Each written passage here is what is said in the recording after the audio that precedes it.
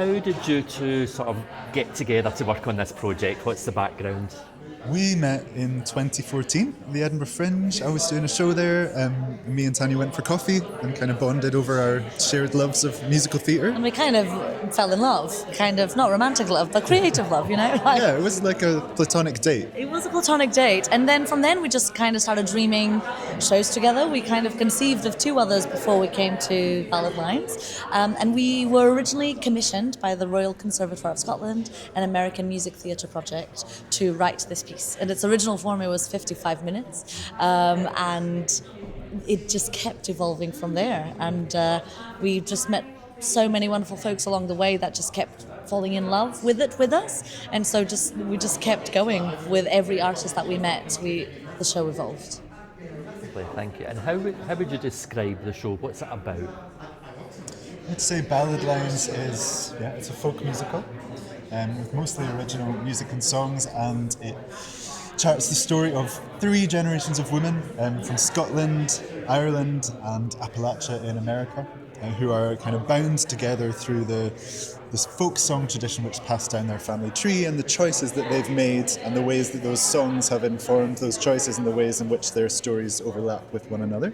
And at its core, it's led by a queer woman who is trying to reconcile where she comes from with how she can live her most authentic self and carry that forward to her future. Where did the inspiration come from when you were having that coffee at the Edinburgh Fringe? Where did the spark of an idea come from? Yeah, we came together both kind of having a very strong instinct about the story we wanted to tell. And so at the time, I was very curious about exploring female stories and stories about women's agency and freedom over their own bodies, specifically when it pertains to motherhood. And alongside that, I was interested in this idea of how music migrates and travels and changes and evolves, and how one song can exist in one place and then take a journey to end up somewhere else, and someone else can sing it and it can shift and change. And I was doing a lot of research into the Scottish ballads, the traditional folk songs, which travelled from Scotland onto Ireland and into Appalachia in America, and how those songs are still alive and well today, and the idea that songs have a life of their own, kind of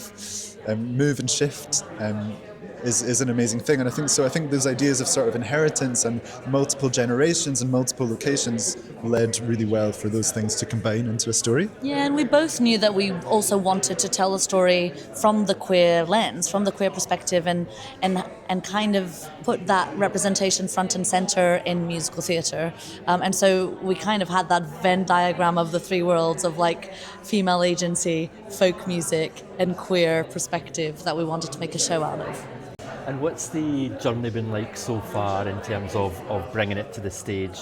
Because it's been a long journey, hasn't it? Yeah, it's been 8 years since the original idea for the show, and we've worked with a lot of different partners along the way to do kind of concerts and workshops. We've made an album. We've had a workshop production, a couple of workshop productions, a student production. So it's changed many times over those years. It started as a 55-minute show, and now we're at a kind of full 2-act thing. So I've been writing new songs all the way through that process, and we work very collaboratively in terms of how we devise story, and we're always thinking about how we can make that better and richer for the audience. Yeah, and we've also really grown as makers, right? Like we began making this show, we were very different people then, and we began writing it in our mid-20s. Also, our interests have evolved, as well as us as theatre makers having evolved in our craft. And so every time that we come back to the show, we find how we can make it better, how we can make the story tighter, what new music needs to work. And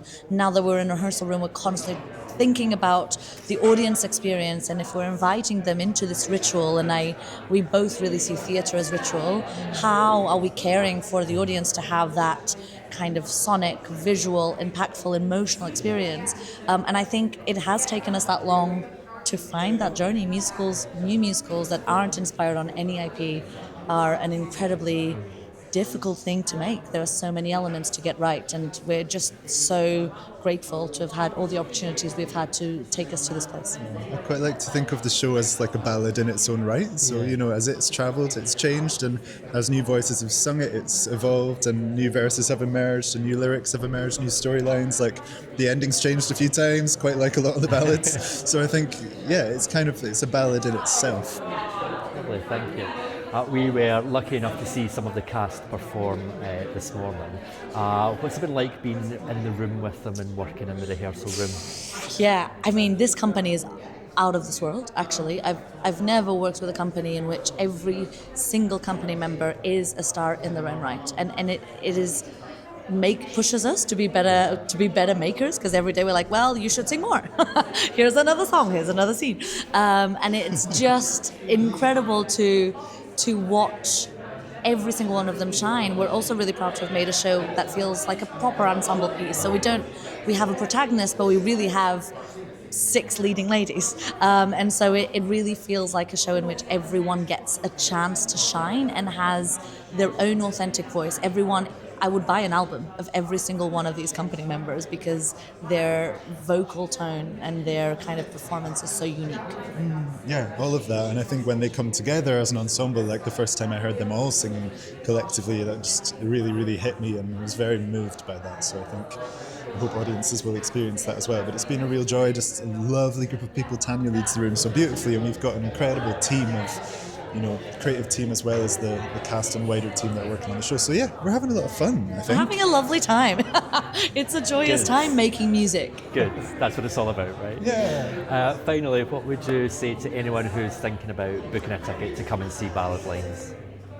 I would say, if you have ever thought about where you come from and how you're going to pass on your song, all that you are, to the next people, come and join us. And I would say, if you're kind of choosing us over Netflix or over, your favorite podcast or cooking program, whatever it is, The Traitors. Like, I think if you want to kind of have rejuvenate your sense of what the good is in humanity and what it is for people to be in a room together in community, making sound and in a kind of really elemental, human, primal way, and you want to just really feel that impact, then I think this show is for you.